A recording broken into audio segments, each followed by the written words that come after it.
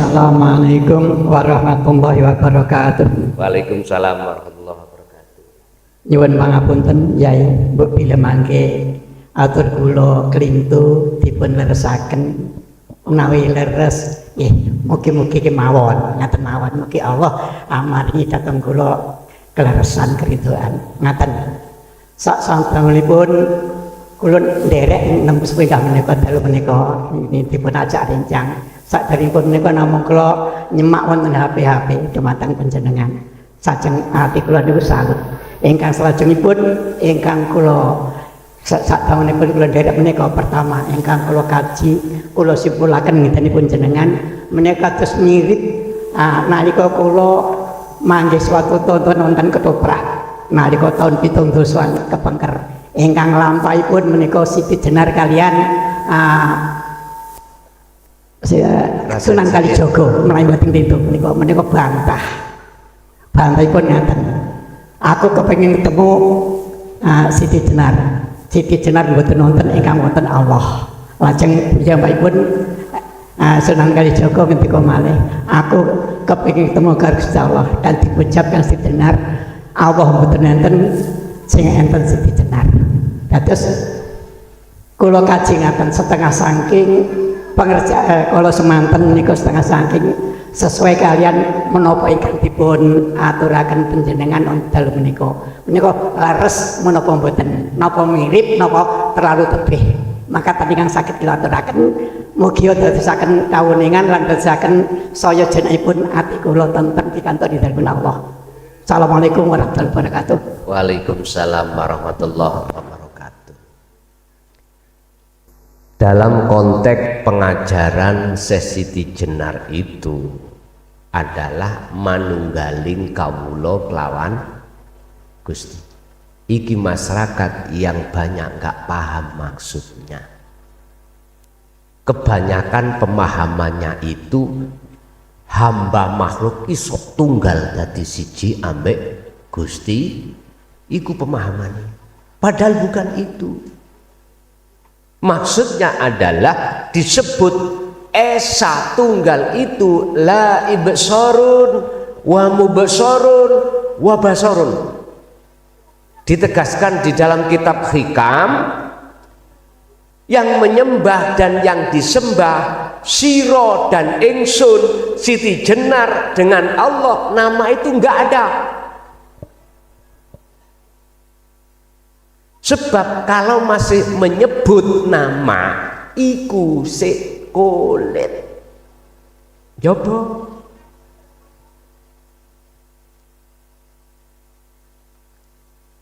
la ibsarun yang menghadap, yang melihat itu enggak ada. Fana. Tadinya disebut salik yang suluk. Wa mubsarun yang disembah, yang disebut nama Allah itu sudah nggak ada. Yang dilihat yaitu Allah itu nggak ada.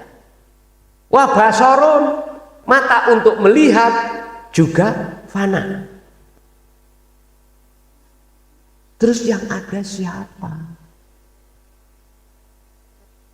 Inilah keterbatasan akal manusia menerjemahkan dari makalah yang ada itu Allah.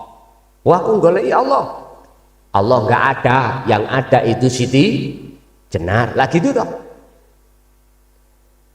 Bagi si Siti Jenar,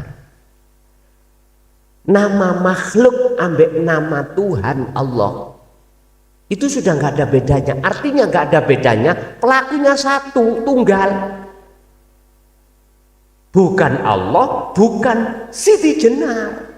Makanya jawabannya tidak ada. Allah di sini, yang ada Siti Jenar. Diwalik sekarang, aku cari Siti Jenar. Siti Jenar nggak ada, yang ada Allah. Bingung kan ini? Diuntel-untel memang ben bingung dhisik. Saya katakan selama masih bisa disebut, itu bukan sejatinya Tuhan. Masih ada sebutan, itu bukan sejatinya tuh biar gampang untuk nuju sesuatu yang tidak Anda bisa sebut. Wong Jawa ngomong urip, wong Islam ngomong Allah, wong Hindu ngomong Sang Yang Widi, orang Nasrani ngomong Allah. Biar gampang untuk menuju dan bertemu yang memiliki nama itu lewat nama. Makanya di dalam syariat, dalam Islam, mengapa harus ada syariat? Mengapa ada harus thariqah? Mengapa ada harus hakikat? Pelajarannya mengapa harus ada makrifat? Disitulah Pak. Karena proses kita aslinya minallah, kembali pada ilau. Inna lillahi wa inna ilaihi rajiun. Jasad Allah ciptakan dari saripati tanah, nanti kembali ke tanah. Roh kita dari Allah lewat Nur Muhammad, nanti yo harus bisa kembali pada Allah. Kita asalnya fitrah, artinya fitrah ruhaniyah, belum bercinta terhadap kesenangan dunia. Waktu zaman nukot goib sampai akil balik, wis iki makna fitrah.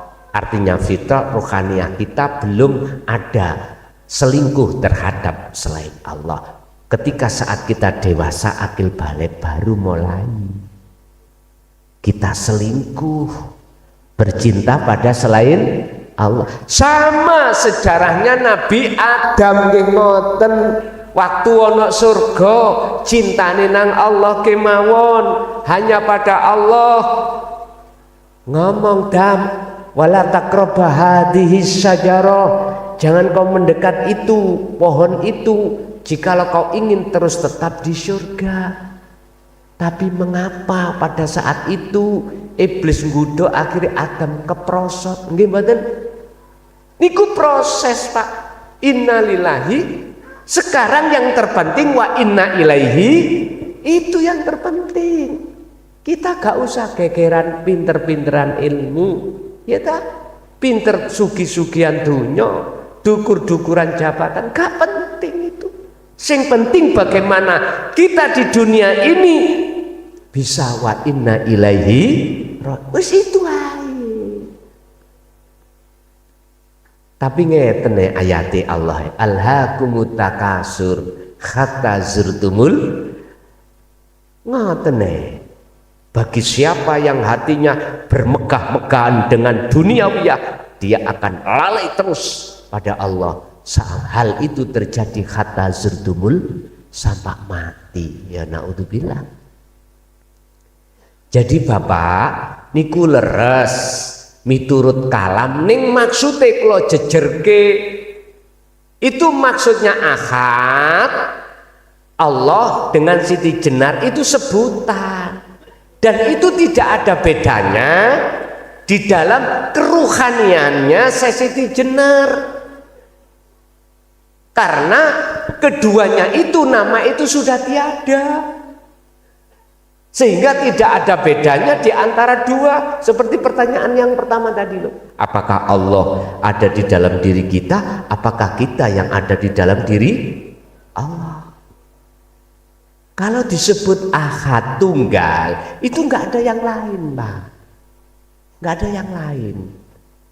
Berarti pelakunya cuma tunggal. Inilah kalau kita melihat sifat wajibnya Allah, pertama adalah wujud. Lawannya wujud Adam. Adam itu tidak wujud, dan tidak wujud itu menjadi sifat wajibnya makhluk. Kita mengatakan wujud makhluk ini karena pandangan syariat, diwujudkan oleh yang wujud. Prosesnya kan gitu, ya toh? Oke, iki nggak salah. Cuman kalau kita melihat aslinya yang wujud siapa? Itu sebagai sifat wajibnya Allah di sifat nafsiyah. Nanti ada sifat ma'ani. Ini yang sering kita rampas. Kudrat, rumangsa kuat, iradat, kehendak, ilmu, ngerti, alim, ya dah. Terus hayat, hidup, kita merasa urip. Terus apa? Hayat sama, merasa kita mendengar, bisa mendengar, basor melihat, kalam berbicara. Kalau itu jadi sifat wajib Allah, lawannya 7 itu apa? Kalau sama, budek berarti. Lah budek itu dadi sifatnya wajib kita sebagai manusia. Tapi mengapa kok kita dengar suara lagi itu kan? Ya kudu ditafakuri dingen. Akhirnya manusia dibagi 2. Satu manusia yang merasa dirinya yang mendengar, berarti duduknya di takholi. Ada manusia itu sudah tidak merasa dirinya yang mendengar, tapi yang maha mendengar. Dalam suara, dalam telinga itu ada sifat sama, dalam sama itu ada hidup. Itulah sebetulnya. Maka dia duduk di tajalli. Menurut saya kalimat Siti Jenar itu benar tapi membahayakan. Sama dengan jenengan wau. Yakin kalau semuanya datangnya dari Allah, belanja dari seorang suami itu dari Allah, tidak dari suami makhluk. Akhirnya mengatakan, ya Allah, bojoku minta uangnya. Nah, ini benar iman hati jenengan, tapi bahaya ketika diucapkan di lisan. Al-halat pernah terjadi. Ana al-haq, saya adalah kebenaran, saya adalah Allah. Beliau memakai dalil surat Toha ayat 14, innani anallah. Dia berkata, ana al-haq, la fi jubati illallah. Tidak ada di dalam sarungku, jubahku itu, gamisku, kecuali Allah. Ini karena al-halat itu sudah kefanaan selain ahad. Kita yang belum paham di situ akan pasti menuduh al-halat, mengikrarkan diri sebagai itu Tuhan, akhirnya dipenggal. Lah saya mulai tahun 2000 sampai 2014 saya proses, Pak. Tadi contoh masalah apa? Masalah itu surat Al-Qasas tadi. Kalau yang memberikan petunjuk itu bukan makhluk beliau Muhammad, tapi Allah. Itu biar sinkron bagaimana? Allah menzahirkan wujudnya berupa hidup di dalam kanjeng Nabi. Tapi bukan kanjeng Nabi itu sejatine Allah. Mana sampean buka di dalam surat Az-Zumar ayat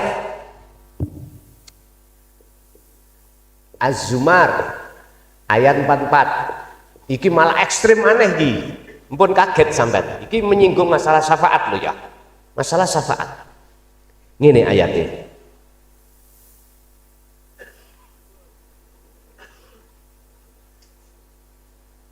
Ini tentang syafaat yang selama ini kita kan meyakini bahwasanya syafaat itu milik Rasulullah. Yang bisa memberikan syafaat itu adalah Rasul. Monggo. Az-Zumar ayat 44 dibuka. Kul lillahi syafa'ah jami'an. Kul katakan Muhammad, ini Allah merintahkan langsung terhadap Rasulullah. Katakan Muhammad tentang syafaat. Dan semuanya lillahi ku tetap kedue Allah. Apa asyafaatu utawi pertolongan. Asyafaat pertolongan dalam hal apapun, Pak. Jenengan disyafaati Allah, ditulungi Allah bisa sampai di sini. Jenengan disyafaati Allah bisa mengangkat rokok, bisa mengangkat air minum, akhirnya bisa meminum. Hilanglah rasa haus akhirnya. Itu syafaat semuanya. Apa asy-syafa'atu utawi syafaat jami'an kelawan sekabehane Muhammad, katakanlah bahwasanya syafaat itu semuanya milik Allah, milik Allah. Pun mengapa harus ada keterangan bahwasanya syafaat itu milik Rasulullah?